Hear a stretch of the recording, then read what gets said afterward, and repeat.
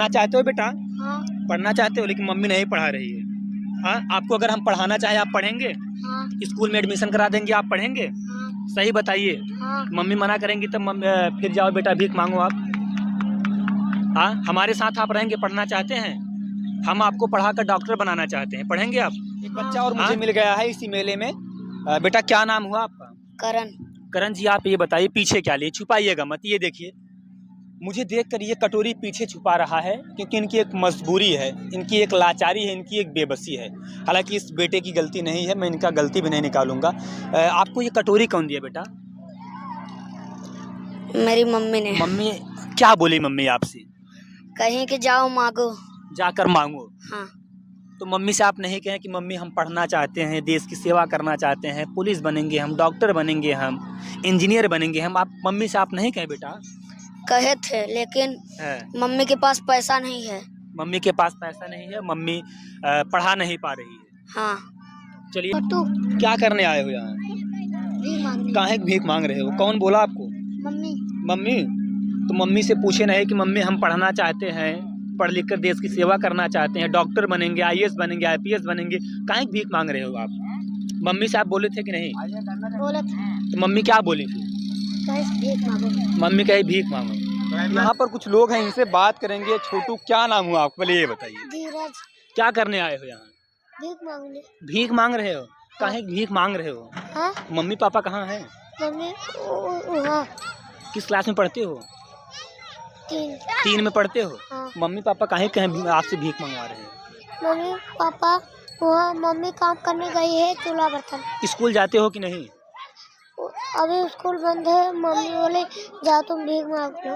अच्छा, स्कूल बंद है, मम्मी कहती है जाओ भीख मांगो ना। हाँ। चलिए छोटू आप इधर आइए, इधर आइए बाबू, इधर आइए, इधर आइए। ये देखिए, सबके बच्चे के हाथ में कटोरी है, कोई प्लेट लिया है, कोई थाली लिया है, और वो लोग भीख मांगने का काम कर रहे हैं। मुझे ये चीज़ नहीं समझ में आ रहा है, जिस उम्र में उस माता पिता को अपने बच्चों को अच्छी शिक्षा देना चाहिए, बेहतर शिक्षा प्रदान कराना चाहिए, लेकिन इस उम्र में बच्चों के हाथ में कटोरी दिया जाता है। तो आप समझिए कि बच्चों की शिक्षा पर क्या प्रभाव पड़ेगा, और यही बच्चे आगे चलकर कहीं ना कहीं बेरोजगार हो जाएंगे, अपना हक, अपना अधिकार नहीं समझ पाएंगे, तो एक बहुत बड़ा समस्या पैदा हो जाता है। यहाँ पर देखिए, एक छोटी सी बच्ची है। क्या नाम हुआ बेटा आपका? आशा। ये हाथ में क्या ली हो? हाँ, मम्मी कहाँ है? हाँ, तेज से बोली, मम्मी कहाँ है? हाँ, आपको काहे कटोरी दिए हैं भीख मांगने के लिए? मम्मी कहें कि पापा? मम्मी कहीं है, मम्मी कहें कि जाओ भीख मांग कर लाओ। हाँ, सोचिए कि एक माँ से बड़ी उम्मीद होती है, एक पिता से बड़ी उम्मीद होती है अपने बेटे को लेकर, लेकिन जब बेटे के हाथ में कलम के बजाय कटोरी दे दिया जाएगा, किताबों के बजाय उनके हाथ में कटोरा दे दिया जाएगा, पुस्तक के बजाय उनके हाथ में ये सब सामग्री थमा दिया जाएगा, तो आप समझिएगा कि इन बच्चों की दशा और दिशा क्या हो सकती है। क्योंकि ये सारी गलतियां माता पिता की होती है। मैं यहाँ पर जब माघ मेले में आया था, जब कवरेज कर रहा था, कि मुझे नहीं लगा कि इन लोगों को दिखाना चाहिए कि अभी भी भारत की ऐसी स्थिति है, ऐसी ही भारत की दशा है कि लोग बच्चे को छोड़ देंगे, भीख मांगने का काम करवाते हैं। ये एक लोग नहीं है, काफ़ी लोग हैं। अभी इधर भी अभी आपको दिखा रहे हैं, इधर दिखाइए कैमरामैन जरा, ये देख सकते सब लोग, लेकिन कोई बात करने के लिए तैयार नहीं हो रहा है। ये देखिए, सब लोग यहाँ से भाग रहे हैं, लेकिन हालांकि हम इनकी गलती नहीं कर सकते हैं, इनके माता पिता की गलती हो सकती है, घर वालों की गलती हो सकती है, गार्जियन की गलती भी होती है। काहे भाग रहे हो बेटा? क्या नाम हुआ? तू। क्या करने आए हो यहाँ? काहे भीख मांग रहे हो? कौन बोला आपको? मम्मी। मम्मी? तो मम्मी से पूछे नहीं कि मम्मी हम पढ़ना चाहते हैं, पढ़ लिख कर देश की सेवा करना चाहते हैं, डॉक्टर बनेंगे, आईएएस बनेंगे, आईपीएस बनेंगे, काहे भीख मांग रहे हो आप? मम्मी से आप बोले थे कि नहीं? बोले थे। तो मम्मी क्या बोली थी? भीख मांगो। मम्मी कही भीख मांगो। किस क्लास में हो अभी आप? हाँ? स्कूल जाते हो? सोचिए, ये बच्चा स्कूल भी नहीं जाता है और मम्मी हाथ में कटोरा दे दी है कि बेटा जाओ आप भीख मांग कर लाओ, उसके बाद घर का जीवन यापन होगा, घर का जीविकापार्जन चलेगा। इन बच्चों को अपना एक स्रोत बना लिए हैं, इन बच्चों को अपना एक जरिया बना लिए हैं कि आप जाइए भीख मांग कर लाइए। लेकिन एक लोग ऐसे नहीं है, पूरे अगर मेले की बात किया जाए, माघ मेले की बात किया जाए, सैकड़ों लोग मिल जाएंगे जो इस तरीके से भीख मांगते आप सब लोग भाग रहे हैं। भाई भागेंगे क्यों नहीं? क्योंकि इनको भी लग रहा है कि क्या बोलें क्या नहीं बोलें। जो मम्मी पापा एक कहते हैं कि बीड़ा हाथ में सौंप दिए हैं ना, ये बड़ी कठिन बीड़ा है और इसको हमें निभा पाना कहाँ तक सही है ये बच्चे ही बता सकते हैं। पढ़ना चाहते हो बेटा? हाँ पढ़ना चाहते हो, लेकिन मम्मी नहीं पढ़ा रही है। हाँ, आपको अगर हम पढ़ाना चाहें आप पढ़ेंगे? हाँ स्कूल में एडमिशन करा देंगे, आप पढ़ेंगे? हाँ सही बताइए। हाँ मम्मी मना करेंगी तब फिर जाओ बेटा भीख मांगो आप। हाँ, हमारे साथ आप रहेंगे, पढ़ना चाहते हैं? हम आपको पढ़ाकर डॉक्टर बनाना चाहते हैं, पढ़ेंगे आप? हाँ हाँ, आईएएस बनाना चाहते हैं, हाँ पढ़ेंगे कि नहीं? हाँ। आईएएस क्या होता है बताइए? पुलिस जानते हैं? पुलिस किसे कहते हैं? पुलिस। पुलिस को जानते हैं? हाँ अच्छा, पुलिस बन जाओगे अच्छा रहेगा कि इसे भीख मांगोगे तब अच्छा रहेगा? पुलिस बन जाओगे अच्छा रहेगा। पुलिस बन जाओगे अच्छा रहेगा। चलिए इनके अभी माता पिता से बात करेंगे। अगर ये जितने भी बच्चे स्क्रीन पर दिख रहे हैं, अगर ये लोग पढ़ना चाहते हैं कि इन सारे बच्चों को मैं पढ़ाने का जिम्मेवारी लूँगा, इन सारे बच्चों को मैं पढ़ाने का काम करूँगा, जितना जो भी खर्चा लगेगा सारे बच्चों को पूरा हमारा जिम्मेदारी रहेगा, इन बच्चों को पढ़ाने का काम करेंगे। क्योंकि ये बच्चे की गलतियाँ नहीं हैं, ये इनके माता पिता की गलती है, गार्जियन की गलती है, घर वालों की गलती है। इन बच्चों को क्या समझ में है? इनको जिस दिशा में मोड़ दिया जाएगा वो दिशा ये लोग तय कर पाएंगे। अगर इनको बचपन से सिखाया जाएगा कि बेटा आपको आईएएस बनना है, आपको डॉक्टर बनना है, आपको पुलिस बनना है, तो ये वाकई में ये बच्चे कर लेंगे, क्योंकि इनके अंदर एक काबिलियत है, ये करने योग्य हैं। लेकिन क्या किया जाए, इनको दिशा से डाइवर्ट कर दिया जाता है और इसलिए ये बच्चे डॉक्टर, आईएएस, आईपीएस न बनकर ये भिखारी बन जाते हैं और ऐसे भारत में भिखारियों की संख्या बढ़ती जाती है। यही कारण है। और खासकर अगर यूपी की बात करें, यूपी में ज़्यादा भीख मांगते लोग नजर आएंगे। लेकिन यही अगर यूपी के एक अपने भारत के एक राज्य की बात करें, पंजाब में आपको कभी भी कोई भिखारी आपको किसी सड़क पर, किसी मेले में, किसी रोड पर भिखारी आपको नज़र नहीं आएंगे, क्योंकि वहाँ की जो सिस्टम है, वहाँ का सिस्टम ही अलग है, वहाँ का नीति ही अलग है। लेकिन यहाँ क्या किया जाए, अगर कोई भीख मांगता है तो उसे जाकर 10-20 रुपये दे देते हैं, उनकी भी गलतियाँ हैं। अगर उन बच्चों को सही डाइवर्ट किया जाए कि नहीं चलिए हम आपको पढ़ाने का काम करेंगे, आपको शिक्षा दिलाने का हम काम करेंगे, अगर सब लोग जिम्मेवारी उठा लें ना, तो शायद से ये भारत की एक अपनी जो दशा है वो बदल सकती है। लेकिन ऐसा कोई करने के लिए तैयार अभी नहीं। एक बच्चा और मुझे मिल गया है इसी मेले में। बेटा क्या नाम हुआ आपका? करण।